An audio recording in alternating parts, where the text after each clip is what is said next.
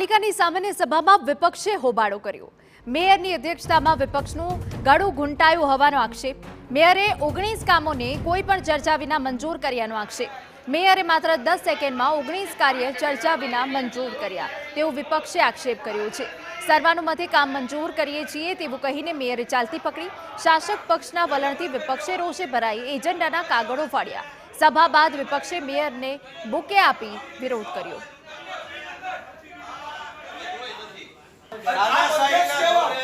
આજે આ ઘટના બની એને અમે વિરોધ પક્ષ શબ્દમાં વખોડીએ છીએ।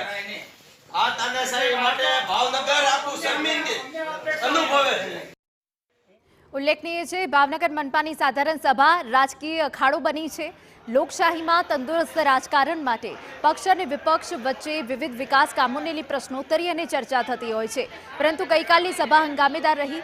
જો વિપક્ષના આક્ષેપ સાચા છે કે મેયરે કોઈ પણ ચર્ચા વિના 10 સેકન્ડમાં કામ મંજૂર કરીને ચાલતી પકડી, તો સવાલ છે કે વિકાસની બાબતોને લઈ મેયરનું આવું વલણ કેટલું યોગ્ય? શું વિપક્ષની કોઈ વાત સાંભળવામાં આવતી નથી?